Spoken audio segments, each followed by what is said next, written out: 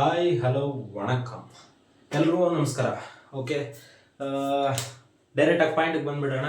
ನಾವು YouTube channel start ಮಾಡಾದ್ಮೇಲೆ ಇದು ಸೆಕೆಂಡ್ ವಿಡಿಯೋ ನಾವು ಅಪ್ಲೋಡ್ ಮಾಡ್ತಾ ಇರೋದು ಆನ್ ದ ಟಾಪಿಕ್ ಅಕೌಂಟೆನ್ಸಿ ಮೇಲೆ ನಾವು ಇವತ್ತು ಅಕೌಂಟೆನ್ಸಿ ಸಬ್ಜೆಕ್ಟ್ನ ಕಲಿಯೋಣ.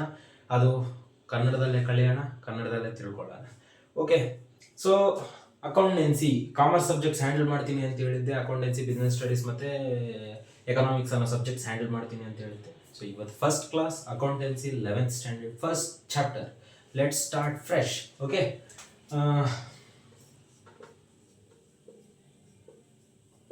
ಅಕೌಂಟೆನ್ಸಿ ನಾವು ಇವತ್ತು ತಿಳ್ಕೊಳ್ಳೋದು 11th ಬಗ್ಗೆ ಕ್ಲಾರಿಟಿಯಾಗಿ ಹೇಳ್ತಿದ್ದೀನಿ.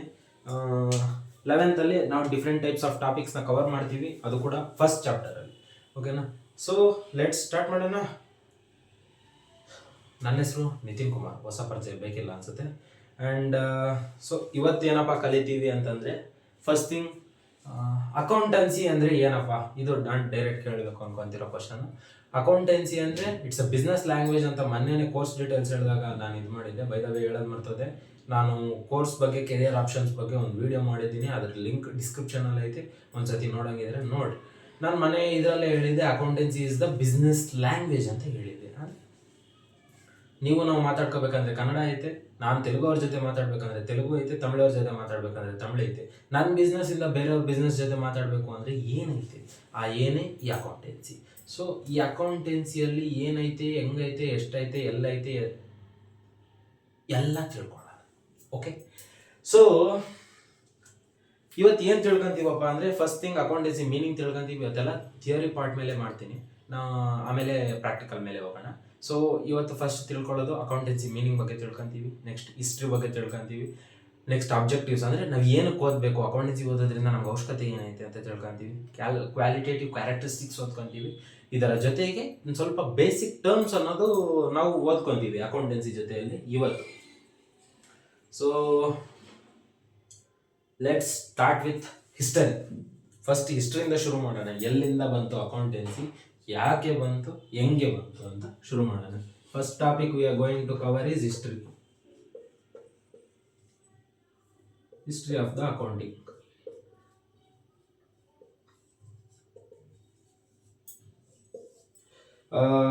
ಲೆಟರ್ಸ್ ಕಾಣಿಸ್ತಿಲ್ಲ ಅಂತ ಬೇಜಾರು ಮಾಡ್ಕೋಬೇಡಿ. ಪ್ರಾಕ್ಟಿಕಲ್ ಕ್ಲಾಸಸ್ ಶುರು ಆಗ್ತಿದ್ದಂಗೆ ನಾನು ಲೆಟರ್ಸ್ ಕಾಣಿಸೋ ಥರ ನಿಮಗೆ ವ್ಯವಸ್ಥೆ ಮಾಡಿಸ್ಕೊಡ್ತೀನಿ. ಆಗ ನಾನು ಕಾಣಿಸ್ತಿದ್ರು ಪರವಾಗಿಲ್ಲ, ಲೆಟರ್ಸ್ ಕಾಣಿಸ್ಬೇಕು. ಬಟ್ ಈಗ ಮಾತ್ರ ದಯವಿಟ್ಟು ನನ್ನನ್ನೇ ನೋಡಿ, ಯಾಕೆಂದ್ರೆ ಒಂದು ಸ್ವಲ್ಪ ಫೇರ್ ಆ್ಯಂಡ್ ಲವ್ಲಿ ಹಚ್ಕೊಂಡು ರೆಡಿಯಾಗಿ ಬಂದಿದ್ದೀನಿ ನಿಮಗೋಸ್ಕರ ಅಂತ ಹೇಳ್ಬಿಟ್ಟು. ಸೊ ನನ್ನ ವರ್ಡ್ಸಿಂದ ಮ್ಯಾಕ್ಸಿಮಮ್ ನಾಲೆಡ್ಜ್ನ ತಗೊಳ್ರಿ, ಬೋರ್ಡನ್ನು ಆದಷ್ಟು ಇದು ಮಾಡಿರಿ. ಯಾಕೆಂದರೆ ನಾನು ಬೋರ್ಡನ್ನು ತುಂಬ ಕಡಿಮೆನೇ ಯೂಸ್ ಮಾಡ್ತೀನಿ, ನಿಮ್ಗೆ ಜಾಸ್ತಿ ತೊಂದರೆ ಪಡಲ್ಲ. ಫ್ಯೂ ವರ್ಡ್ಸ್ ನಾನು ಮೆನ್ಷನ್ ಮಾಡ್ತೀನಿ, ಅದನ್ನ ನೋಟ್ ಮಾಡ್ಕೊಳ್ರಿ, ಕ್ಲಿಯರಾಗಿ ಕ್ರ್ಯಾಕ್ ಮಾಡ್ಕೊಳ್ತೀನಿ. So history of the accountancy ಏನಪ್ಪ ಇದು? ಹಿಸ್ಟ್ರಿ ಆಫ್ ದ ಅಕೌಂಟೆನ್ಸಿ ಇತಿಹಾಸ, ಅಕೌಂಟೆನ್ಸಿಯ ಇತಿಹಾಸ ಏನಪ್ಪ ಅಂತಂದರೆ, ಇದು ಹ್ಯೂಮನ್ ಸಿವಿಲೈಸೇಷನ್ ಅಂದರೆ ಇಂಡಸ್ ವ್ಯಾಲಿ ಸಿವಿಲೈಸೇಷನ್ ಅವು ಇವು ಕೇಳಿರ್ತೀವಲ್ಲ, ಆ ಸಿವಿಲೈಸೇಷನ್ ಹುಟ್ಟಿದಾಗಿಂದ ಐತೆ ಇದು. ಸೊ ಫಸ್ಟ್ ಇದನ್ನು ಯೂಸ್ ಮಾಡಿದ್ದು 4000 BC ಅಲ್ಲಿ ಬ್ಯಾಬಿಲೋನಿಯಾ ಮತ್ತು ಈಜಿಪ್ಟಲ್ಲಿ ಯೂಸ್ ಮಾಡಿದ್ರು. 4000 BC ಅಲ್ಲಿ ಯೂಸ್ ಮಾಡಿದ್ರು ಬ್ಯಾಬಿಲೋನಿಯಾ ಮತ್ತು ಈಜಿಪ್ಟಲ್ಲಿ. ಇವ್ರು ಏನಕ್ಕೆ ಯೂಸ್ ಮಾಡ್ತಿದ್ರು ಅಂದರೆ, ಸ್ಯಾಲ್ರೀಸ್ ಕೊಡಬೇಕಿತ್ತು, ಟ್ಯಾಕ್ಸಸ್ ಕಟ್ತಿದ್ರು ರಾಜರಿಗೆ. ನಾವು ನಿಧಿಗಳು ಕಟ್ತಿದ್ವಲ್ವ, ಅದೇನದು ಶಿಸ್ತು ಕಟ್ತಿದ್ವಲ್ಲ, ಆ ಶಿಸ್ತು ಮತ್ತು ಟ್ರೆಷರ್ ಅಂದರೆ ನಿಧಿ ಎಷ್ಟಿತ್ತು, ಖಜಾನೆ ಎಷ್ಟಿತ್ತು, ಇದರ ಬಗ್ಗೆ ಮೇಂಟೈನ್ ಮಾಡ್ಕೊಳ್ಳೋಕ್ಕೆ ಅಂತ ಹೇಳ್ಬಿಟ್ಟು ಯೂಸ್ ಮಾಡ್ತಿದ್ರು ಅಕೌಂಟೆನ್ಸಿ. ಅದಾದಮೇಲೆ ಬಂದಿದ್ದು ನೆಕ್ಸ್ಟ್ ಚೈನಾದವರು ಯೂಸ್ ಮಾಡಿದ್ರು. ಇವರು 2000 BC ಅಲ್ಲಿ ಯೂಸ್ ಮಾಡಿದ್ರು, 2000 ಬಿಫೋರ್ ಕ್ರೈಸ್ಟ್ ಬಾಂಬ್. 2000 ಅಲ್ಲಿ ಇವ್ರು ಚೈನಾದವರು ಸೇಮ್, ಇವ್ರು ಗೌರ್ಮೆಂಟ್ ರಿಲೇಟೆಡ್ ತುಂಬ ಯೂಸ್ ಮಾಡಿದ್ರು. ಗೌರ್ಮೆಂಟನ್ನು ಮೇಂಟೈನ್ ಮಾಡೋದು ಹೇಗೆ ಎತ್ತ ಅಂತ ಹೇಳ್ಬಿಟ್ಟು ಯೂಸ್ ಮಾಡಿದ್ರು. ಅದ್ರ ನೆಕ್ಸ್ಟ್ ಬಂದ್ಬಿಟ್ಟು ಗ್ರೀಸ್ ಮತ್ತು ರೋಮ್ ಅವರು ಯೂಸ್ ಮಾಡಿದ್ರು. ಇವರು same thing on the related to politics ಮತ್ತು ಗೌರ್ಮೆಂಟ್ ರಿಲೇಟೆಡ್. ಇದು ಬಿಟ್ಟು ನಮ್ಮ ಇಂಡಿಯಾದ ಒಬ್ಬ ವ್ಯಕ್ತಿ, ಖ್ಯಾತ ವ್ಯಕ್ತಿ ಯೂಸ್ ಮಾಡಿದ್ರು, ಅವರೇ ಕೌಟಿಲ್ಯ. ಇವ್ರು ನಿಮ್ಮ ಅಕೌಂಟೆನ್ಸಿಯಲ್ಲಿ ಒಂದು ಸ್ವಲ್ಪ ಕೇಳಿಸುವಂಥ ವ್ಯಕ್ತಿನೇ. ಯಾರು ಈ ಕೌಟಿಲ್ಯ? ಈ ಕೌಟಿಲ್ಯ ಐ ಥಿಂಕ್ ಸೊ ಚಂದ್ರಗುಪ್ತನ ಆಸ್ಥಾನದಲ್ಲಿದ್ದರು ಅಂತ ಅನ್ಸುತ್ತೆ. ಇವ್ರನ್ನ ಇನ್ನೊಂದು ಅಂತಾರೆ ಫಾದರ್ ಆಫ್ ಇಂಡಿಯನ್ ಅಕೌಂಟೆನ್ಸಿ ಅಂತಾರೆ. ಅಂದರೆ ನಮ್ಮ ಭಾರತ ದೇಶದ ಅಕೌಂಟಿಂಗ್ನ ಪಿತಾಮಹ ಅಂತ ಕರೀತಾರೆ. ಇವರು one of the important achievements ಮಾಡಿದ್ದಾರೆ. ಇವ್ರು ಬರೆದಿರೋ ಫೇಮಸ್ ಪುಸ್ತಕ ಅರ್ಥಶಾಸ್ತ್ರ.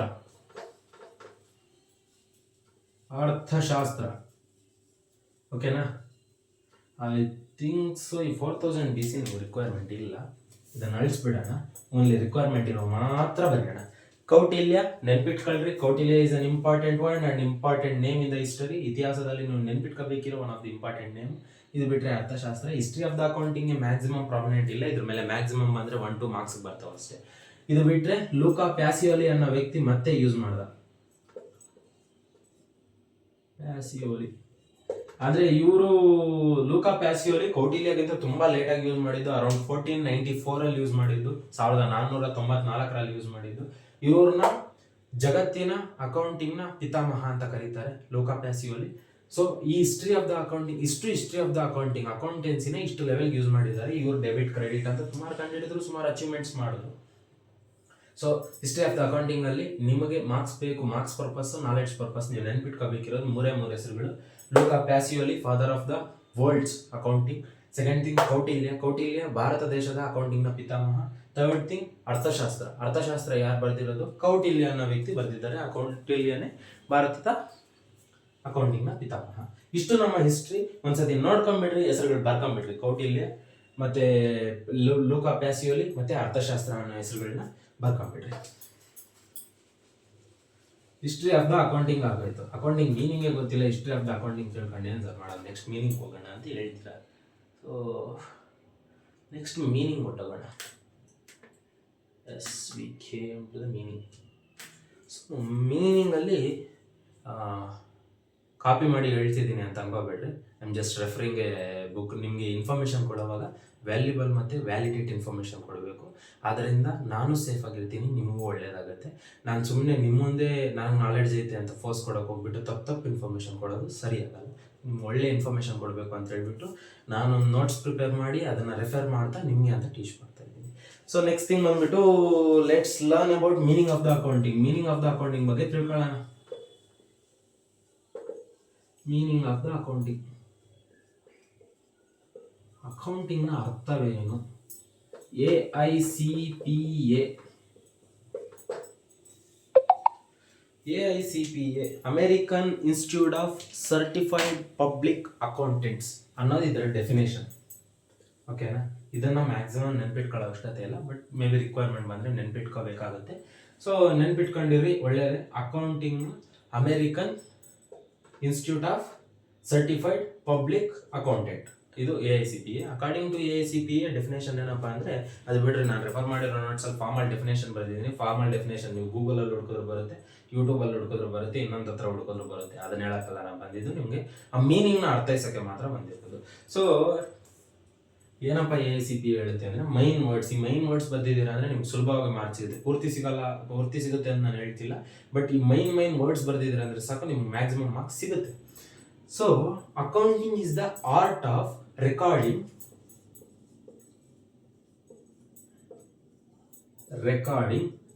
ಬಿಟ್ರೆ classifying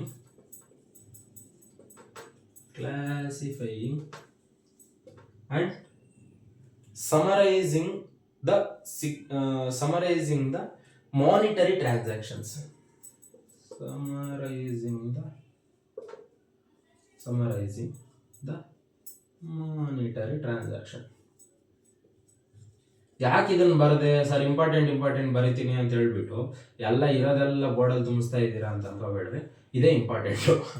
recording, classifying, summarizing, monetary transaction. Original meaning ಬಂದ್ಬಿಟ್ಟು accounting is the art of recording, classifying, summarizing the monetary transactions in a systematic manner ಅನ್ನೋದು ಡೆಫಿನೇಷನ್ ಇರೋದು. ಬಟ್ ನೀವು ಈ ಪದಗಳನ್ನು ಮೆನ್ಷನ್ ಮಾಡಿದ್ದೀರಾ ಅಂದರೆ enough you will get the marks and ನಿಮಗೂ ಈಸಿಯಾಗಿ ಅರ್ಥ ಆಗ್ಬಿಡುತ್ತೆ. ಏನಿದು AICPA ಮೀನಿಂಗ್ ಪ್ರಕಾರ ಅಂದರೆ, ರೆಕಾರ್ಡಿಂಗ್ ಅಂದರೆ ಮಾನಿಟರಿ ಟ್ರಾನ್ಸಾಕ್ಷನ್ಸ್ನ ರೆಕಾರ್ಡ್ ಮಾಡ್ತೀವಿ.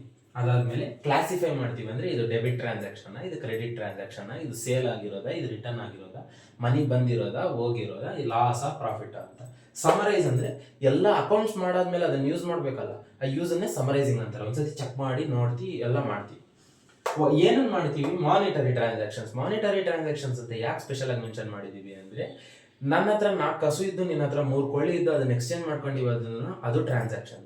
But specially monetary transaction, monetary ಅನ್ನೋದು ಮನಿ ವ್ಯಾಲ್ಯೂನ ರೆಪ್ರೆಸೆಂಟ್ ಮಾಡುತ್ತೆ. ಸೊ ಇದು AICPA ಡೆಫಿನೇಷನ್ಸ್. ಈ 4 ವರ್ಡ್ಸ್ನ ಒಂದ್ಸತಿ ನೋಡ್ಕೊಂಡ್ಬಿಡ್ರಿ. Recording, classifying, summarizing, monetary transaction. Spelling ನೋಡ್ಬೇಡ್ರಿ, ನಾನು ಒಂದು ಸ್ವಲ್ಪ ಇಂಗ್ಲೀಷಲ್ಲಿ ವೀಕು. ಓಕೆನಾ? ಇಷ್ಟಾದ್ಮೇಲೆ ಎ ಎ ಎ ಅಂತ ಬಂದೈತೆ, ಅದೊಂದು ಡೆಫಿನೇಷನ್ ಕೊಟ್ಟೈತೆ. Triple A is also given an information. ಇದು ಅಷ್ಟು ಸಿಗ್ನಿಫಿಕೆಂಟ್ ರೋಲ್ ಪ್ಲೇ ಮಾಡಲ್ಲ, ನಾನು ಸುಮ್ಮನೆ ಜಸ್ಟ್ ನಿಮ್ಮ ಪರ್ಪಸ್ ಆಫ್ ಹೇಳ್ತಿದ್ದೀನಿ. ಎ ಅಂದರೆ ಅಮೆರಿಕನ್ ಅಕೌಂಟಿಂಗ್ ಅಸೋಸಿಯೇಷನ್. ಅದು ನಿಮ್ಗೆ ಹೇಳೋದು identifying, measuring, communicating the economic information. Just normal thing. ಈ ಐಡೆಂಟಿಫೈಯಿಂಗ್, ಕ್ಲಾಸಿಫೈಯಿಂಗ್, ಮೆಷರಿಂಗ್ ಅನ್ನೋದು ಇನ್ ಡೆಪ್ತ್ ಯಾಕೆ ಹೇಳ್ತಿಲ್ಲ ಅಂದರೆ ಇದನ್ನ ಇನ್ ಪ್ರಾಸೆಸ್ ಆಫ್ ಅಕೌಂಟಿಂಗ್ ಅಲ್ಲಿ ಮುಂದೆ ಕಲಿತೀವಿ ನಾವು, ಅದಕ್ಕೆ ಇದನ್ನ ಇನ್ ಡೆಪ್ತ್ ಆಗಿ ಹೇಳ್ತಿಲ್ಲ, ನೆನ್ಪಿಟ್ಕೊಂಡ್ರೆ ಸಾಕು. ಅಂದರೆ AICPA ಮತ್ತೆ ಟ್ರಿಪಲ್ ಎ ಅನ್ನೋ ಎರಡು ಇನ್ಸ್ಟಿಟ್ಯೂಷನ್ಸ್ ಅಕೌಂಟಿಂಗ್ ಬಗ್ಗೆ ಡೆಫಿನೇಷನ್ ಕೊಟ್ಟಿದ್ದಾವೆ ಅನ್ನೋ ನಿಮ್ಗೆ ತಿಳಿದ್ರೆ ಸಾಕು. ಸೊ ಮೀನಿಂಗ್ ಆಗೋಯ್ತು. ಈಗ ಡೈರೆಕ್ಟ್ ಆಗಿ ನಿಮ್ಮಿದಕ್ಕೆ ಬಂದೆ ನಾನು, ಅದೇ ಟಾಪಿಕ್ಗೆ ಬಂದೆ. Process of accounting. Process of accounting ಏನಪ್ಪ? ಪ್ರಾಸೆಸ್ ಆಫ್ ಅಕೌಂಟಿಂಗ್ ಏನಪ್ಪ? ಪ್ರಾಸೆಸ್ ಆಫ್ ಅಕೌಂಟಿಂಗ್ ಏನಪ್ಪ ಅಂದರೆ ಇಲ್ಲಿ 4 ಥಿಂಗ್ಸ್ ಬರ್ತವೆ. Identification, measurement, recording, communication. So these are the 4 things.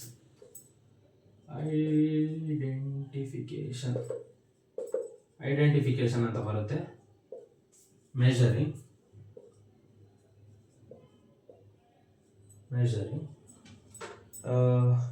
Recording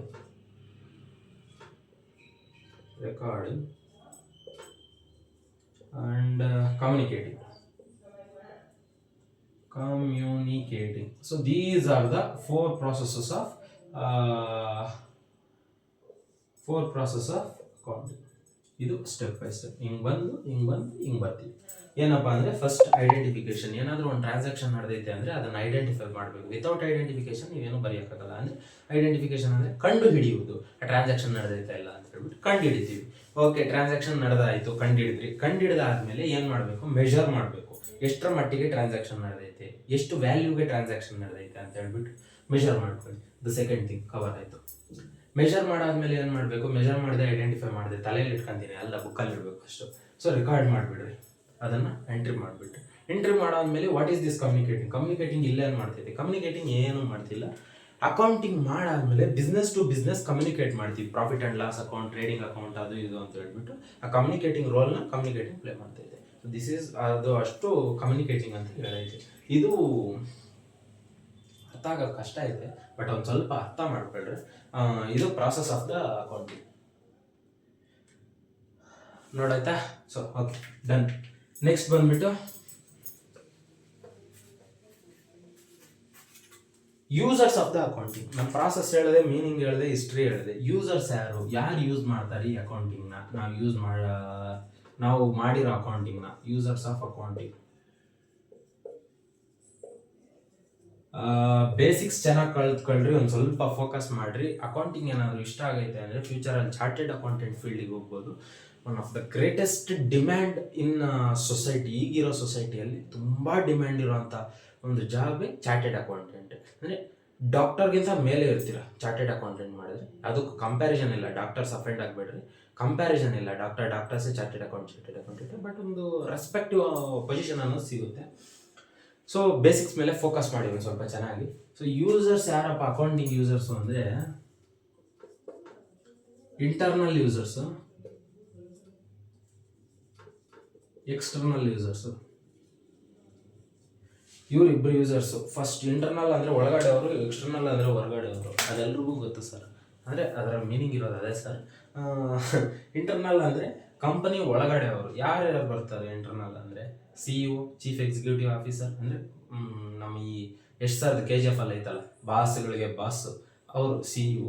so next ಬಂದ್ಬಿಟ್ಟು ಮ್ಯಾನೇಜರ್ಸ್ ಬರ್ತಾರೆ, ಸೂಪರ್ವೈಸರ್ಸ್ ಬರ್ತಾರೆ, ಈ ಫೈನಾನ್ಸ್ ಟೀಮ್ ಅವ್ರು ಬರ್ತಾರೆ, ಸೇಲ್ಸ್ ಟೀಮ್ ಅವ್ರು ಬರ್ತಾರೆ, ಪ್ರೊಡಕ್ಷನ್ ಟೀಮ್ ಅವ್ರು ಬರ್ತಾರೆ. ಇವರು ಇಂಟರ್ನಲ್ ಯೂಸರ್ಸ್ ಯೂಸ್ ಮಾಡ್ತಾರೆ. ಅಂದರೆ ಕಂಪನಿ ಒಳಗಡೆ ಅವರು ಕಂಪನಿನ ಗ್ರೋತ್ಗೋಸ್ಕರ ಯೂಸ್ ಮಾಡೋದು ಇಂಟರ್ನಲ್ ಯೂಸರ್ಸ್ ಅಂತ ಬರ್ತಾರೆ. ನೆಕ್ಸ್ಟ್ ಎಕ್ಸ್ಟರ್ನಲ್ ಯೂಸರ್ಸ್ ಯಾರಪ್ಪ ಅಂದರೆ, ಒಂದು ಕಂಪನಿ ಸ್ಟಾಕ್ ಮಾರ್ಕೆಟಲ್ಲಿ ಲಿಸ್ಟ್ ಆಗಬೇಕು ಅಂದರೆ ಅದು ಸೆಬಿ ಅನ್ನೋದು ಒಂದು ಅಪ್ರೂವ್ ಮಾಡಬೇಕು. ಸೆಬಿ ಅಂದರೆ ಏನಪ್ಪ ಅಂದರೆ security board of exchange. First examples ಬರಿತೀನಿ, ಅದು ನೋಡ್ತಾ ಇದ್ರೆ ನೆನಪಿರುತ್ತೆ ನಿಮಗೆ. ಸೊ ಇಲ್ಲಿ ಯಾರು ಬರ್ತಾರೆ? CEO, ಪ್ರೊಡಕ್ಷನ್ ಟೀಮ್ ಆಗಿರ್ಬೋದು, ಮ್ಯಾನೇಜರ್ಸ್ ಆಗಿರ್ಬೋದು, ಸೂಪರ್ವೈಸರ್ಸ್ ಆಗಿರ್ಬೋದು, ಸೊ ನೆಕ್ಸ್ಟ್ ಬಂದ್ಬಿಟ್ಟು ಸೆಬಿ ಅಂತ ಬರುತ್ತೆ. ಸೆಬಿ, ವಾಟ್ ಈಸ್ ಸೆಬಿ ಅಂದರೆ security exchange board of India. If possible ಅದ್ರ ಮೇಲೆ ನಾನು ಕ್ಲಾಸ್ ಮಾಡೋಣ, ಬಿಸ್ನೆಸ್ ಸ್ಟಡೀಸ್ ಫೀಲ್ಡ್ಗೆ ಹೋದಾಗ ಸ್ಟಾಕ್ ಮಾರ್ಕೆಟ್ ಬಗ್ಗೆ ಅದ್ರ ಮೇಲೆ ಒಂದು ಕ್ಲಾಸ್ ಮಾಡಿ ನಾನು ಎಕ್ಸ್ಪ್ಲೈನ್ ಮಾಡ್ತೀನಿ. ಬಟ್ ಈಗ ಇದನ್ನೊಂದು ಎಂಟಿಟಿ ಆಗಿ ನೆನ್ಪಿಟ್ಕೊಂಡಿರಿ. ಸೆಬಿ ಬಿಟ್ಟರೆ ಗೌಟ್ ಯಾವಾಗ ಬೇಕೋ ಅವಾಗ ಯೂಸ್ ಮಾಡ್ಬೋದು. ಗೌರ್ಮೆಂಟ್ ಅನ್ನೋದು ಅಂದರೆ ನಮ್ಮ ಇನ್ಕಮ್ ಟ್ಯಾಕ್ಸ್ ಡಿಪಾರ್ಟ್ಮೆಂಟ್ ಇರುತ್ತಲ್ಲ, ಯಾವಾಗ ಬೇಕಿದ್ರು ಯೂಸ್ ಮಾಡ್ಬೋದು. They welcome. ಇದು ಬಿಟ್ಟರೆ ಎಕ್ಸ್ಟರ್ನಲ್ ಇನ್ವೆಸ್ಟರ್ಸ್ ಇರ್ತಾರೆ. ನನ್ನ ಹತ್ರ ದುಡ್ಡು ದಂಡಿಯಾಗಿ ಐತೆ, ಏನರಲ್ಲಾದ್ರೂ ಇನ್ವೆಸ್ಟ್ ಮಾಡಬೇಕು ಅಂತಿರ್ತೀನಿ. ನಿನ್ನ ಹತ್ರ ತಲೆ ಜಾಸ್ತಿ ಐತೆ, ಐಡಿಯಾ ಐತೆ, ನಿನ್ನ ಹತ್ರ ಒಳ್ಳೆ ಬಿಸ್ನೆಸ್ ರನ್ ಮಾಡ್ತಿದೆಯಾ, ನಿನ್ನ ಬಿಸ್ನೆಸ್ಗೆ ಇನ್ನು ಸ್ವಲ್ಪ ಎಕ್ಸ್ಪ್ಯಾಂಡ್ ಮಾಡೋಕ್ಕೆ ಇನ್ವೆಸ್ಟ್ಮೆಂಟ್ ಬೇಕು. ನಾನು ನಿಂದು ಅಕೌಂಟಿಂಗ್ ಇನ್ಫಾರ್ಮೇಷನ್ ಏನು ನೋಡ್ದಿರೋ ಕೊಡೋಕ್ಕಾಗುತ್ತೆ? ನನ್ನ ದುಡ್ಡು ಆಗಲ್ಲ. ಸೊ ಅಕೌಂಟಿಂಗ್ ಇನ್ಫಾರ್ಮೇಷನ್ ಚೆಕ್ ಮಾಡಿಬಿಟ್ಟು ನಾನು ಕೊಡ್ತೀನಿ. ದಟ್ ಈಸ್ ವಾಟ್ ಇನ್ವೆಸ್ಟರ್ಸ್ ಅಂತ ಬರ್ತಾರೆ. So this is a part of uses of the accounting. Second ಬಂದ್ಬಿಟ್ಟು objectives of the accounting. Objectives of the accounting ಅಂದರೆ ಇದನ್ನೇನು ಜಾಸ್ತಿ ಹೇಳೋ ಅವಶ್ಯಕತೆ ಇಲ್ಲ, ಗೊತ್ತಾಗ್ಬಿಡುತ್ತೆ ಈಸಿಯಾಗಿ. What are the objectives of the accounting? ಯಾಕೆ ಮಾಡಬೇಕು ಈ ಅಕೌಂಟಿಂಗ್ನ? ಏನಿಲ್ಲ, ಮೈಂಟೈನ್ ಸಿಸ್ಟಮ್ಯಾಟಿಕ್ ರಿಕಾರ್ಡ್. ಸುಮ್ಮನೆ ಕೋಟ್ಯಾಂತರ ರೂಪಾಯಿ ದುಡ್ಡು ಹಾಕ್ಬಿಟ್ಟು ದೊಡ್ಡದಾಗಿ ಮ್ಯಾನೇಜ್ಮೆಂಟ್ ಮಾಡ್ತಾ ಪ್ರಾಫಿಟ್ ಬರ್ತೈತೆ, ಲಾಸ್ ಬರ್ತೈತೆ, ದುಡ್ಡೆಲ್ಲ ಹೋಗ್ತೈತೆ, ಏನು ಹೋಗ್ತೈತೆ, ಏನೂ ಗೊತ್ತಿಲ್ದಿರ ನಾನು ಏನಕ್ಕೆ ಮಾಡಬೇಕು? ನನ್ನ ಪ್ರತಿಯೊಂದು ರೂಪಾಯಿ ಮೇಲೇನು ನನಗೆ ಗ್ರಿಪ್ ಇರಬೇಕು. ಅದಕ್ಕೋಸ್ಕರ to maintain a systematic records will use this accounting information. And second thing ಏನಪ್ಪ ಅಂದರೆ calculate of profit loss, same thing ಈಗ ಬರುತ್ತೆ. And depict of financial position, ಅಂದರೆ ನಾವು ಯಾವ ಪೊಸಿಷನಲ್ಲಿ ಇದ್ದೀವಿ, ಫಸ್ಟಲ್ಲಿ ಇದೀವ, ಲಾಸ್ಟಲ್ಲಿ ಇದೀವ, ಸೆಕೆಂಡಲ್ಲಿ ಇದೀವ, ಥರ್ಡಲ್ಲಿ ಇದೀವ, ನಮ್ಮ ಕಾಂಪಿಟೇಟರ್ಸ್ ಯಾರು, ನಮ್ಮ ಕೆಳಗಡೆ ಇರೋರು ಯಾರು, ನಾವು ಯಾವ ಪೊಸಿಷನಲ್ಲಿ ಇದ್ದೀವಿ, ಸೊಸೈಟಿಯಲ್ಲಿ ಎಷ್ಟು ರೆಕಾಗ್ನೈಸೇಷನ್ ಬೇಕು, ಇದ್ರ ಮೇಲೆ ಬರುತ್ತೆ ಏನು ಈ objectives of the accounting. Next ಬಂದ್ಬಿಟ್ಟು qualitative characteristics of the accounting information. ಇಷ್ಟೊತ್ತು ನಾನು ಹೇಳಿದ್ದು just normal characteristics of the accounting information, ಅಂದರೆ ಅಕೌಂಟಿಂಗ್ ಏನಕ್ಕೆ ಮಾಡ್ತೀವಿ ಅನ್ನೋದ್ರ ಮೇಲೆ ಇನ್ಫಾರ್ಮೇಷನ್ ಹೇಳ್ಬಿಟ್ಟೆ. ಈ ಕ್ವಾಲಿಟೇಟಿವ್ ಅಂದರೆ ಏನು? ಸ್ಪೆಷಲಾಗಿ ರೆಪ್ರೆಸೆಂಟ್ ಮಾಡೋವಂಥದ್ದು, ಅಂದರೆ ರಿಲೇಯಬಲ್ ಮತ್ತು ರಿಲೆವೆಂಟ್ ಮತ್ತು ಅಂಡರ್ಸ್ಟ್ಯಾಂಡೇಬಲ್ ಮತ್ತು ಕಂಪ್ಯಾರಬಲ್. ಕಂಪ್ಯಾರಬಲ್ ಅಂದರೆ ಬೇರೆ ಅಕೌಂಟ್ಸಿಂದ ನಮ್ಮ ಅಕೌಂಟಿಗೆ ಕಂಪೇರ್ ಮಾಡ್ಕೊಳ್ಳೋವಂಥದ್ದಾಗಿರ್ಬೋದು. ಅಂಡರ್ಸ್ಟ್ಯಾಂಡೇಬಲ್ ಅಂದರೆ ಯಾರಾದರೂ ಸರಿ ಅಕೌಂಟಿಂಗ್ ನೋಡಿದ್ದಾರೆ ಅಂದರೆ ಎಲ್ರಿಗೂ ಅರ್ಥ ಆಗೋ ಥರ ಇರಬೇಕು. ನೀನೊಂದು ಸ್ಟೈಲಲ್ಲಿ ಬರೀತೀಯ, ನಾನೊಂದು ಸ್ಟೈಲಲ್ಲಿ ಬರೀತೀನಿ, ಇನ್ನೊಬ್ರು ಇನ್ನೊಂದು ಸ್ಟೈಲಲ್ಲಿ ಬರೀತಾರೆ. ಬಟ್ AICPA ಕೊಟ್ಟಿರೋ ರೂಲ್ಸು, ಇವು ಗ್ಯಾಪ್ ಕೊಟ್ಟಿರೋ ರೂಲ್ಸ್, ಗ್ಯಾಪ್ ಅಂದರೆ ಜನರಲಿ ಅಕ್ಸೆಪ್ಟೆಡ್ ಅಕೌಂಟಿಂಗ್ ಪ್ರಿನ್ಸಿಪಲ್ಸ್ ಅಂತ ಬರ್ತಾರೆ. ಅವು ಕೊಟ್ಟಿರೋ ರೂಲ್ಸ್ ಪ್ರಕಾರ ಅಂದರೆ ಇವು ಎಲ್ಲರೂ ಫಾಲೋ ಮಾಡಬೇಕು. ಆ ರೂಲ್ಸ್ ಪ್ರಕಾರ ಎಲ್ಲರೂ ಒಂದೇ ಫಾರ್ಮ್ಯಾಟಲ್ಲಿ ಮಾಡ್ತೀವಿ. ಸೊ ನಾಳೆ ನಿಮ್ಮ ಜಾಗದಲ್ಲಿ ನಾನು ಬಂದರೂ ನಾನು ಓದ್ಬೋದು, ನನ್ನ ಜಾಗದಲ್ಲಿ ನೀವು ಬಂದರೂ ನೀವು ಓದ್ಬೋದು ಅಕೌಂಟಿಂಗ್ ಇನ್ಫಾರ್ಮೇಷನ್. ರಿಲೆವೆಂಟ್ ಅಂದರೆ ಅದು ನಿಮ್ಗೆ ಯೂಸ್ಫುಲ್ ಆಗುತ್ತೆ. ರಿಲೇಯಬಲ್ ಅಂದರೆ ಎಷ್ಟು ವರ್ಷ ಆದರೂ ಸರಿ ಅಕ್ಯುರೇಟ್ ಆಗಿರುತ್ತೆ, ಪರ್ಫೆಕ್ಟ್ ಆಗಿರುತ್ತೆ.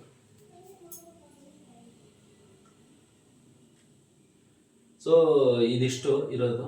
ಇದು ಬಿಟ್ಟರೆ ನೆಕ್ಸ್ಟ್ ಇನ್ನೊಂದು ಟಾಪಿಕ್ ಮೇಲೆ ಕವರ್ ಮಾಡಬೇಕು ಅಂತಿದ್ದೆ, ಅದೇ ಬುಕ್ ಕೀಪಿಂಗ್ ಮತ್ತು ಅಕೌಂಟೆನ್ಸಿ ಅನ್ನೋದ್ರ ಮೇಲೆ ಡಿಗ್ರಿ ಇದು ಮಾಡಬೇಕಿತ್ತೆ ನಾನು.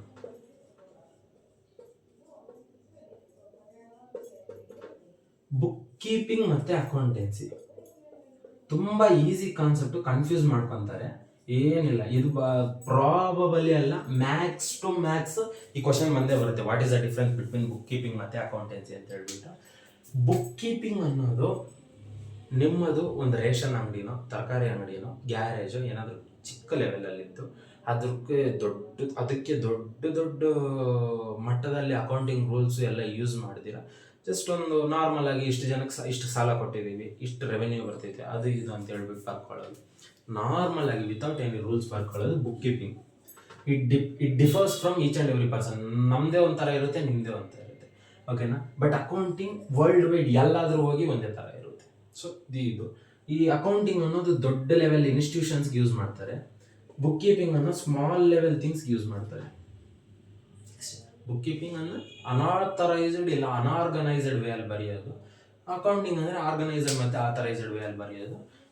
Accounting is A formal thing, book keeping is A informal thing. ಅಂದರೆ ಅದು ಇನ್ನೂ ನೀಟಾಗಿ ಹೇಳಬೇಕು ಅಂದರೆ ಎರಡು ಅಕೌಂಟಿಂಗ್ ಅಂದರೆ ನಾನು ಎರಡರಲ್ಲೂ ನಿಮ್ಮನ್ನು ಗ್ರೀಟ್ ಮಾಡಿ ಗೌರವನೇ ಕೊಡ್ತಿದ್ದೀನಿ. ಬಟ್ ಅಕೌಂಟಿಂಗ್ ಅಂತ ಬಂದರೆ ನಮಸ್ಕಾರ ಅಂತ ಬಗ್ಗಿ ವಿನಯವಾಗಿ ಮರ್ಯಾದೆ ಕೊಡ್ತೀನಿ. ಬುಕ್ ಕೀಪಿಂಗ್ ಅಂತ ಬಂದರೆ ಹಾಯ್ ಅಂತ ಕೊಡ್ತೀನಿ. ಹಾಯ್ ಅಂತ ಯಾವಾಗ ಕೊಡ್ತೀನಿ? ನಿಮಗೂ ನಮಗೂ ಪರಿಚಯ ಜಾಸ್ತಿ ಇದ್ದಾಗ, ಬಿಸ್ನೆಸ್ ನಿಮ್ಮದೇ ಆಗಿದ್ದಾಗ, ಬಿಸ್ನೆಸ್ ತುಂಬ ಕ್ಲೋಸ್ ಆಗಿದ್ದಾಗ book keeping will appear. Accounting is a formal way ಅಲ್ಲಿ ಇರುತ್ತೆ. ಓಕೆನಾ? ಅರ್ಥ ಆಯಿತು ಅಂತ ಅನ್ಕೋತಿದ್ದೀನಿ. ಓಕೆ, ಈಗಲೇ ಹೇಳ್ತಿದ್ದೀನಿ, ಏನೇ ಡೌಟ್ ಇದ್ರೂ ಸರಿ ಕಾಮೆಂಟ್ಸಲ್ಲಿ ಮೆನ್ಷನ್ ಮಾಡಿ. ಅರ್ಥ ಆಯ್ತಾ? ನಾನು ಆ ಡೌಟ್ಸ್ ಸಾಲ್ವ್ ಮಾಡೋದ್ರಲ್ಲಿ ನಂಗೆ ತುಂಬ ಖುಷಿ ಇರುತ್ತೆ. ಏನಾದರೂ ಸರಿ ಕಾಮೆಂಟ್ಸಲ್ಲಿ ಮೆನ್ಷನ್ ಮಾಡಿ. ಆ್ಯಂಡ್ ಓಕೆ, ಇದಿಷ್ಟು ಮುಗೀತು. ಈಗ basic terms and definitions in accountancy ಅಂತ ನೋಡೋಣ. ಈ ಟರ್ಮ್ಸ್ ಆ್ಯಂಡ್ ಡೆಫಿನೇಷನ್ಸ್ ನಾನೇ ನಿಮ್ಗೆ ಇಂಡಿವಿಜುವಲ್ ಆಗಿ ನೀಟಾಗಿ ಎಕ್ಸ್ಪ್ಲೇನ್ ಮಾಡ್ತೀನಿ. ಸೊ ಎಂಟಿಟಿ ಅಂತ ನಾನು ಆಗಾಗ ಯೂಸ್ ಮಾಡಿದೆ. ಎಂಟಿಟಿ ಅಂದರೆ ಏನು? ಸಪರೇಟ್ ರೆಕಾಗ್ನೈಸೇಷನ್, ಅಂದರೆ ಒಂದು ಗುರ್ತು, ಅದಕ್ಕೆ ಅಂತ ಒಂದು ಗುರ್ತಿರುತ್ತೆ. ಇದೇನಿದು? ಮಾರ್ಕರ್, ಇದಕ್ಕೆ ಅಂತ ಒಂದು ಗುರ್ತೈತೆ. So this is an entity. ಇದೇನಿದು? ಡಸ್ಟರ್, ಇದಕ್ಕೆ ಅಂತ ಒಂದು ಗುರ್ತೈತೆ. This is an entity. ಇದೇನಿದು? ಬೋರ್ಡ್, ಇದಕ್ಕೆ ಅಂತ ಒಂದು ಎಂಟಿಟಿ ಐತೆ. So this is an entity. ಅಂದರೆ ನಾವು ಏನು ಹೇಳ್ತೀವಿ? Business as an separate entity. ಅಂದರೆ ಬಿಸ್ನೆಸ್ ಓನರ್ ಎರಡು ಒಂದೇ ಅಲ್ವಾ? ಅಲ್ಲ. Owner is separate, business is separate. ಅಂದರೆ ಬಿಸ್ನೆಸ್ ಒಂದು ಗುರ್ತು ಅನ್ನೋದೈತೆ, business is an separate entity ಅಂತ ಬರುತ್ತೆ. ಆ್ಯಂಡ್ ನೆಕ್ಸ್ಟ್ ಥಿಂಗ್ ಬಂದ್ಬಿಟ್ಟು ಟ್ರಾನ್ಸಾಕ್ಷನ್.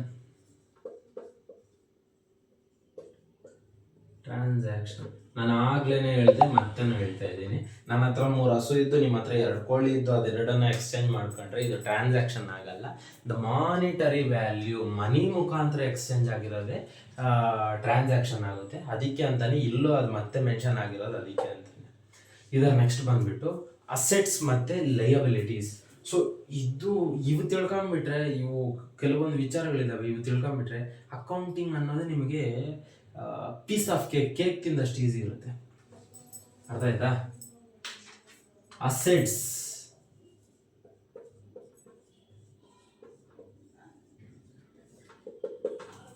ಅಲ್ಲಿ long term assets, short term assets, ಅಂದರೆ ತಾತ್ಕಾಲಿಕ ಅಸೆಟ್ಸ್ ಮತ್ತು ಲಾಂಗ್ ಟರ್ಮ್ ದೀರ್ಘಕಾಲ ಅಸೆಟ್ಸ್ ಅಂತ ತುಂಬ ಇದ್ದಾವೆ. ಅವೆಲ್ಲ ಒಂದೇ ವಿಡಿಯೋದಲ್ಲಿ ಹೇಳೋಕ್ಕಾಗಲ್ಲ. ಅಂದರೆ 3 ತಿಂಗಳು ಊಟ ಒಂದೇ ದಿವಸ ತಿಂದಂಗೆ ಆಗುತ್ತೆ. ನಾನು ವಿಡಿಯೋ ಮಾಡ್ತೀನಿ, ನಾನು ಅದನ್ನು ಇನ್ಡೆಪ್ತಾಗಿ ನಿಮ್ಗೆ ಎಕ್ಸ್ಪ್ಲೈನ್ ಮಾಡ್ತೀನಿ. ಅಸೆಟ್ಸ್ ಅಂದರೆ ಏನಪ್ಪ ಅಂದರೆ ಆಸ್ತಿ ಅನ್ಬೋದು. ಏನೇ ವಸ್ತು ನಿನ್ನ ಬಿಸ್ನೆಸ್ಗೆ ದೀರ್ಘಕಾಲವಾಗಿ ಇಲ್ಲ ತಾತ್ಕಾಲಿಕವಾಗಿ ಯೂಸ್ ಆಗುತ್ತೋ that is an asset for you. ಅಂದರೆ ಈ board it's an asset for me. ಇದು ನನಗೆ ಅಸೆಟ್. ಯಾಕೆ ಅಂದರೆ ನನಗೆ ಯೂಟ್ಯೂಬ್ ಮಾಡೋಕ್ಕೆ ಯೂಸ್ ಆಗ್ತಾಯಿದೆ. ಮೈಕ್ರೋಫೋನ್ ನನಗೆ asset. Laptop is my asset. Mobile phone is my asset. ಇವೆಲ್ಲ ಅಸೆಟ್ಸು. ಇವು ಬಿಸ್ನೆಸ್ಗೆ ಹೆಲ್ಪ್ ಮಾಡ್ತವೆ. ಅಂದರೆ ನೀವು ಈಗ ಹೆಂಗೆ ಹೇಳಬೇಕು, ರೈತರಿಗೆ ಏನು ಅಸೆಟ್ ಇರುತ್ತೆ? ಟ್ರ್ಯಾಕ್ಟರ್ ತಗೊಂಡಿರ್ತಾರೆ, ಅದೊಂದು ಅಸೆಟ್ಟು. ಜಮೀನು ಒಂದು ಅಸೆಟ್ ಆಗಿರುತ್ತೆ.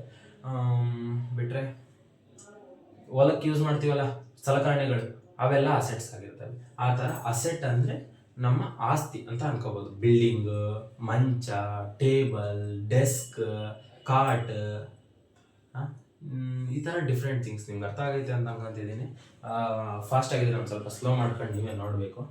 ಆ್ಯಂಡ್ ನೆಕ್ಸ್ಟ್ ಬರೋದು ಅಸೆಟ್ಸ್. ಇಷ್ಟು ಅರ್ಥ ಆಯ್ತಲ್ಲ? ಅಸೆಟ್ಸ್ ಅಂದರೆ ಆಸ್ತಿ ಆಗಿರ್ಬೋದು, ಇಲ್ಲ ನಮಗೆ ಬಿಸ್ನೆಸ್ಗೆ ಯೂಸ್ಫುಲ್ ಆಗೋಂಥ ವಸ್ತುಗಳಾಗಿರ್ಬೋದು. Next liabilities. ಲಯಬಿಲಿಟೀಸ್ ಅಂದರೆ ಏನಪ್ಪ ಅಂದರೆ, ಇದನ್ನು ಅಸೆಟ್ಸ್ನ ಏನಂತಾರೆ ಗೊತ್ತಿಲ್ಲ ನನಗೆ, ಬಟ್ ಲಯಬಿಲಿಟೀಸ್ನ ಕನ್ನಡದಲ್ಲಿ ಈಸಿಯಾಗಿ ಹೇಳ್ಬೋದು. ಅದೇ ಹೊಣೆಗಾರಿಕೆ. ಕನ್ನಡ ಸ್ಪೆಲ್ಲಿಂಗ್ ಮಾಡ್ಕೊಳ್ತಾವಪ್ಪ. ಹೊಣೆಗಾರಿಕೆ.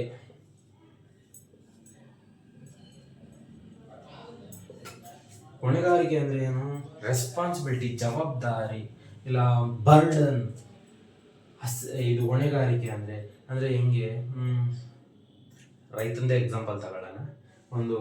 ಸರಿ ಆಯಿತು. ಲಯಬಿಲಿಟೀಸ್ ಅಂದರೆ ಹೊಣೆಗಾರಿಕೆ. ರೈತನಿಗೆ ಹೊಣೆಗಾರಿಕೆ ಏನಿರುತ್ತೆ ಅನ್ನೋದು. ಈಗ ಅಸೆಟ್ಸ್ ಮತ್ತು ಲಯಬಿಲಿಟೀಸ್ ಕ್ಲಿಯರ್ ಪಿಕ್ಚರ್ ಬಂದ್ಬಿಡುತ್ತೆ ನೋಡಿ ನಿಮಗೆ. ಹೊಣೆಗಾರಿಕೆ, ರೈತನಿಗೆ ಅಸೆಟ್ಸ್ ಏನಪ್ಪ? ರೈತನಿಗೆ ಅಸೆಟ್ಸ್ ಏನಾಗಿರ್ತವೆ? ನಮ್ಮ ಈ ಟ್ರ್ಯಾಕ್ಟರ್ ಆಗಿರ್ಬೋದು, ಮತ್ತು ಮೆಡಿಸಿನ್ ಡಿಸ್ಪೋಸರ್, ಅಂದರೆ ನಾವು ಔಷಧಿ ಹೊಡಿತೀವಲ್ಲ ಅದಾಗಿರ್ಬೋದು, ಮೆಡಿಸಿನ್ ಡಿಸ್ಪೋಸರ್ ಆಗಿರ್ಬೋದು. ಅದು ಬಿಟ್ಟರೆ ಟೂಲ್ಸ್, ಸೆವೆರಲ್ ಟೂಲ್ಸ್ ಇರ್ತವೆ, ಅಗ್ರಿಕಲ್ಚರ್ ಟೂಲ್ಸ್ ಇರ್ತವೆ. ಅದು ಬಿಟ್ಟರೆ ಲ್ಯಾಂಡ್.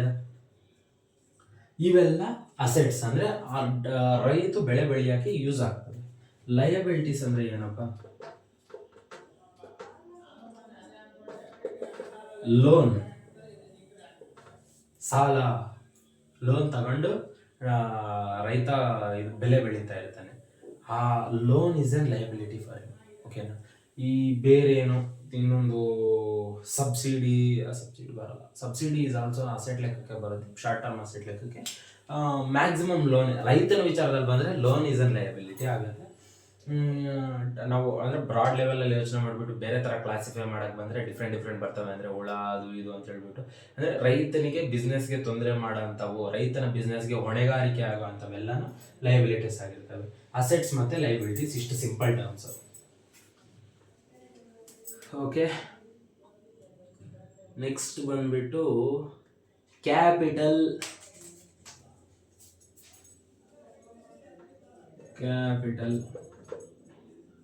ಇಲ್ಲಿ ಕೇಳಿ, ಕ್ಯಾಪಿಟಲ್ ಅಂದ್ರೆ ಒಂದು ಬಿಸ್ನೆಸ್ ಓನರು ಬಿಸ್ನೆಸ್ಗೆ ಅಂತ ತಂದಿರೋ ಇನ್ವೆಸ್ಟ್ಮೆಂಟ್ ಅಮೌಂಟ್ನ ಕ್ಯಾಪಿಟಲ್ ಅಂತಾರೆ.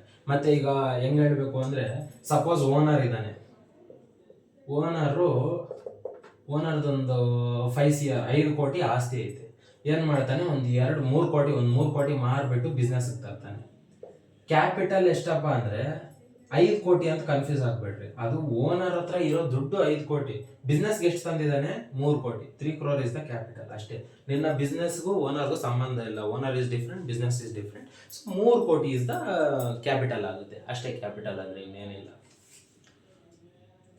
Expenses, next term. ಎಕ್ಸ್ಪೆನ್ಸಸ್ ಅಂದ್ರೆ ಏನಪ್ಪ, ನಿಮ್ಗೆ ಗೊತ್ತಲ್ಲ, ಜನರಲ್ ಆಗಿ ತುಂಬಾ ಯೂಸ್ ಮಾಡ್ತಿರ್ತೀವಿ ಈ ಪದನ.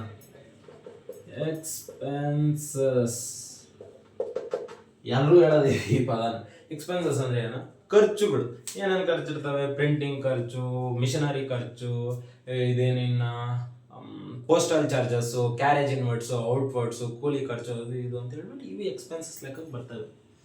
ಆ್ಯಂಡ್ ಪ್ರಾಫಿಟ್ ಆ್ಯಂಡ್ ಲಾಸ್ ಅಂದರೆ ನಿಮಗೂ ಗೊತ್ತು ಏನು, ರೆವೆನ್ಯೂ ಅಂದರೆ ಏನು, ಎಷ್ಟು ದುಡ್ಡು ಬಂದೈತೆ ಮೈನಸ್ ಖರ್ಚು, ಎಕ್ಸ್ಪೆಂಡಿಚರ್ ಎಷ್ಟಾಗೈತೆ. Revenue minus expenditure is equals to profit. Profit loss ಅನ್ನೋದು ಗೊತ್ತಾಗ್ಬಿಡುತ್ತೆ ಅಷ್ಟೇ, ಪ್ರಾಫಿಟ್ ಅನ್ನೋದು. ಡೆಪ್ಟಾರ್ಸ್ ಮತ್ತೆ ಕ್ರೆಡಿಟಾರ್ಸ್, ಇದು ಅರ್ಥ ಮಾಡ್ಕೊಂಡ್ಬಿಟ್ಟಿದ್ದೀರಾ ಅಂದ್ರೆ ನಿಮ್ಗೆ ಅಕೌಂಟಿಂಗ್ ಅನ್ನೋದು ತುಂಬಾ ಈಸಿ ಆಗ್ಬಿಡುತ್ತೆ. ಸೊ ಡೆಪ್ಟಾರ್ಸ್ ಕ್ರೆಡಿಟಾರ್ಸ್ಗಿಂತ ಮುಂಚೆ ಈಸಿ ಕಾನ್ಸೆಪ್ಟ್ ಒಂದು ರಿಸರ್ವ್ ಮಾಡ್ಕೊಂಡ್ಬಿಡೋಣ. ಅದು ಡ್ರಾಯಿಂಗ್ಸ್ ಅನ್ನೋದು ತಗೊಂಡ್ಬಿಡೋಣ ಫಸ್ಟ್. ಡ್ರಾಯಿಂಗ್ಸ್ ಅನ್ನೋದೇನು ಅಂದ್ರೆ ಏನೂ ಇಲ್ಲ, ಓನರ್ ಬಿಸ್ನೆಸ್ ಇಂದ ಎಷ್ಟು ವಿತ್ಡ್ರಾ ಮಾಡಿದ್ದಾನೆ ಅನ್ನೋದೇ ಡ್ರಾಯಿಂಗ್ಸ್. ತಗೊಂತಿರೋದು ಓನರೇ ಆಗಿರ್ಬೋದು, ಓನರ್ ದುಡ್ಡೇ ಆಗಿರ್ಬೋದು, ಬಟ್ ಬಿಸ್ನೆಸ್ ಅಲ್ಲಿ ಮೆನ್ಷನ್ ಆಗಿರ್ಬೇಕು. ಹೇಳ್ದೆಲ್ಲ separate entity, owner is separate, business is separate. Suppose ಬಿಸ್ನೆಸ್ಗೆ ಅಂತ ಒಂದು 3 ಕೋಟಿ ಆಸ್ತಿ ಇತ್ತಂದ ಓನರು, ಕ್ಯಾಪಿಟಲ್ 3 ಕೋಟಿ ತಂದಾದ್ಮೇಲೆ ಏನೋ ಪರ್ಸನಲ್ ಯೂಸ್ಗೆ, ಬಿಸ್ನೆಸ್ ಪರ್ಪಸ್ಗೆ ವಿಡ್ರಾ ಮಾಡಿದ್ರೆ ಅದು ಬಿಸ್ನೆಸ್ ಅಲ್ಲೇ ಬರುತ್ತೆ, ಬೈ ಬ್ಯಾಂಕ್ ಅಂತ ಬರುತ್ತೆ. ಪರ್ಸನಲ್ ಯೂಸ್ಗೆ ಅಕೌಂಟಿಂಗ್ ಕ್ವಶನ್ಸ್ ಅಲ್ಲಿ ಕೊಡ್ತಾರೆ ನಿಮ್ಗೆ ಪರ್ಸನಲ್ ಯೂಸ್ ಅಂತ. ಪರ್ಸನಲ್ ಯೂಸ್ಗೆ ಅಂತ ಹೇಳ್ಬಿಟ್ಟು 50 lakhs ತಗೊಂಡ, ಅದು ವಿಡ್ರಾ ಡ್ರಾಯಿಂಗ್ಸ್ ಅಂತ ಬರ್ತದೆ. ಓಕೆನಾ, ಇದೇ ಡ್ರಾಯಿಂಗ್ಸ್, ಇನ್ನೇನು ಇಲ್ಲ ಅಷ್ಟೇ.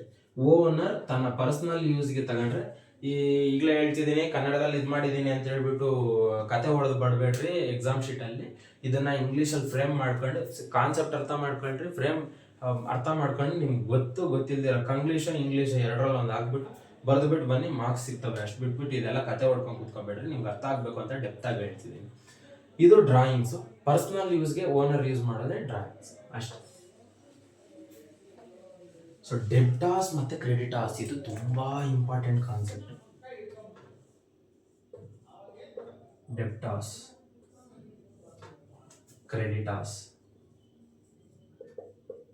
ಇದು ನಾನು ಈಗ ಒಂದು 10 ನಿಮಿಷ 20 ನಿಮಿಷ ಇದ್ರ ಮೇಲೆ ವಿಡಿಯೋ ಮಾಡಿದ್ರು ನಿಮ್ಗೆ ಸ್ಟಿಲ್ ಕನ್ಫ್ಯೂಸ್ ಆಗುತ್ತೆ. ಯಾಕೆ ಅಂದ್ರೆ ಇದಕ್ಕೆ ಡೆಬಿಟ್ ಮತ್ತೆ ಕ್ರೆಡಿಟ್ ಅಂತ ಇದೆ.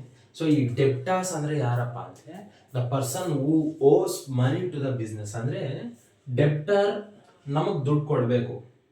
So he gives money to the business, he has to give money to the business, he has to give money to the business, give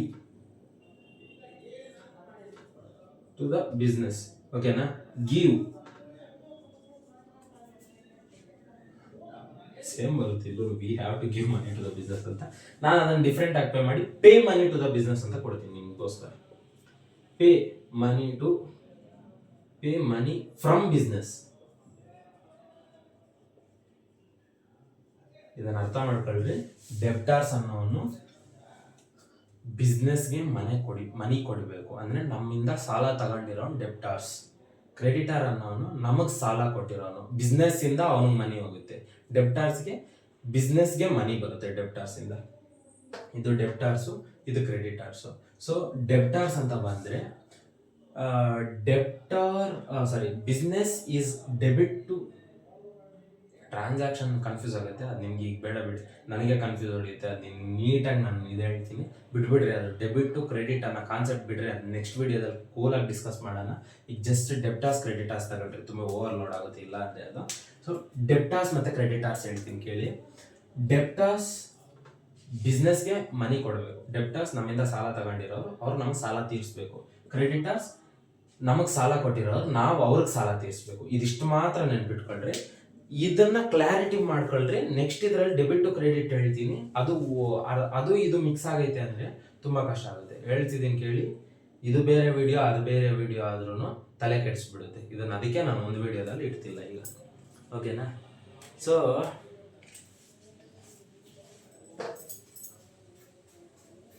ವಿಡಿಯೋನ ಇನ್ನೊಂದ್ಸತಿ ನೀಟಾಗಿ ನೋಡಂಗಿದ್ರೆ ನೋಡ್ಬಿಡ್ರಿ. ನಾವಿಲ್ಲಿ first history of the accounting ಮೇಲೆ ಡಿಸ್ಕಸ್ ಮಾಡಿಬಿಟ್ವಿ, ಹಿಸ್ಟ್ರಿ ತಿಳ್ಕೊಂಡ್ವಿ. Next basic definitions ತಿಳ್ಕೊಂಡ್ವಿ. ಡೆಫಿನೇಷನ್ ಅಂದರೆ ಅಕೌಂಟಿಂಗ್ ಏನು ಹೆಂಗೆ ಅಂತ ಹೇಳ್ಬಿಟ್ಟು ಡೆಫಿನೇಷನ್ಸ್ ತಿಳ್ಕೊಂಡ್ವಿ. ಅದಾದಮೇಲೆ ರೋಲ್ ಆಫ್ ದ ಅಕೌಂಟಿಂಗ್ ತಿಳ್ಕೊಂಡ್ವಿ. ಅದಾದಮೇಲೆ ಯೂಸರ್ಸ್ ಯಾರು ಅಂತ ತಿಳ್ಕೊಂಡ್ವಿ. ಅದಾದಮೇಲೆ ಆಬ್ಜೆಕ್ಟಿವ್ಸ್ ಏನು ಅಂತ ತಿಳ್ಕೊಂಡ್ವಿ. ಅದಾದಮೇಲೆ ಬೇಸಿಕ್ ಟರ್ಮ್ಸ್ ಏನು ಅನ್ನೋದು ತಿಳ್ಕೊಂಡ್ವಿ. ಸುಮಾರು ಇಷ್ಟು ಥಿಂಗ್ಸನ್ನು ಕವರ್ ಮಾಡ್ಕೊಂಡ್ವಿ. ಇಷ್ಟನ್ನ ಕವರ್ ಮಾಡ್ಕೊಂಡ್ವಿ ನಾವು. ವಿಡಿಯೋನ ಇನ್ನೊಂದ್ಸತಿ ನೋಡ್ಕೊಂಡ್ರಿ. ಇವು ಬೇಸಿಕ್ ಟರ್ಮ್ಸ್ ಇನ್ ಅಕೌಂಟಿಂಗ್. ಇವೇನಾದ್ರು ಬಂದ್ಬಿಟ್ಟೈತೆ ಅಂದರೆ ನಿಮಗೆ ಫುಲ್ ಕ್ಲಾರಿಟಿ ಸಿಕ್ಕಾದ್ಮೇಲೆ ಈ ಥರ ಬೇಸಿಕ್ ಟರ್ಮ್ಸ್ ಇನ್ ಅಕೌಂಟಿಂಗ್ ಯೂಸ್ ಮಾಡೋದ್ರಿಂದ ನಿಮ್ಗೆ ಆಲ್ಮೋಸ್ಟ್ ಕ್ಲಾರಿಟಿ ಸಿಕ್ಬಿಡುತ್ತೆ. ಇದಿಷ್ಟು ಅಕೌಂಟೆನ್ಸಿ, ಇವು ಬೇಸಿಕ್ ಟರ್ಮ್ಸ್ ಅಪ್ಪ. ನಾವು ನೆಕ್ಸ್ಟ್ ಡೆಪ್ತ್ ತಿಳಿಯೋದ್ರ ಮೇಲೆ ಇನ್ನೊಂದು ಸ್ವಲ್ಪ ಥಿಯರಿ ಐತೆ, ಆ ಥಿಯರಿನ ಕವರ್ ಮಾಡ್ಕೊಳ್ಳೋಣ. ಅದಾದಮೇಲೆ ಡೈರೆಕ್ಟ್ ಇನ್ ಅಕೌಂಟಿಂಗ್ ಇನ್ಫಾರ್ಮೇಷನ್ಗಳಿದೆಯಲ್ಲ ನಾವು, ಅಂದರೆ ಪ್ರಾಕ್ಟಿಕಲ್ ಕ್ಲಾಸಸ್ಗಳಿದೆಯಲ್ಲ, ಇದು ಇಷ್ಟು ಅಂದರೆ ಐ ಹೋಪ್ ಕ್ಲಾಸಸ್ ಅರ್ಥ ಆಗ್ತೈತೆ ಅನಿಸುತ್ತೆ. ನೆಗೆಟಿವ್ ಆದರೂ ಸರಿ, ಪಾಸಿಟಿವ್ ಆದರೂ ಸರಿ, ನಿಮ್ಮ ಮನಸ್ಸಿಗೆ ಏನು ಅನ್ಸಿದ್ರೆ ಅದನ್ನು ಕಾಮೆಂಟ್ಸಲ್ಲಿ ಕೊಟ್ಬಿಟ್ರಿ. I am always ready to take from you. ಯಾಕೆಂದರೆ ನೀವೆಲ್ಲ ನಮ್ಮ ಫ್ರೆಂಡ್ಸು. ನೀವು ನಮ್ಗೆ ಹೇಳ್ತಿದ್ದೀರಾ ಅಂದರೆ ಅದು ನನ್ನ ಖುಷಿನೇ. ನಾನು ತಗೊಳಕ್ಕೆ ರೆಡಿ ಇದ್ದೀನಿ, ನಾನು ಕಲಿಬೇಕು ಅಂತ ಆಸೆ ಇರೋನು. ಆ್ಯಂಡ್ ಐ ಹೋಪ್ ಸೊ ನನ್ನ ವಿಡಿಯೋ ನಿಮಗೆ ಹೆಲ್ಪ್ ಆಗ್ತೈತೆ ಅಂತ ಅನ್ಸುತ್ತೆ. ಕಂಟಿನ್ಯೂಸ್ ಆಗಿ ನಿಮಗೆ ವಿಡಿಯೋ ಅಪ್ಲೋಡ್ ಮಾಡೋಕ್ಕೆ ನಾನು ಟ್ರೈ ಮಾಡ್ತೀನಿ. All right, thank you. Video ಇಷ್ಟ ಆದರೆ ಲೈಕ್ ಮಾಡಿ, ಕಾಮೆಂಟ್ ಮಾಡಿ, ಏನೇ ಡೌಟ್ ಇದ್ರೂ ಸರಿ. ಸಬ್ಸ್ಕ್ರೈಬ್ ಮಾಡಿರಿ, ಸಪೋರ್ಟ್ ಮಾಡಿರಿ. Thank you.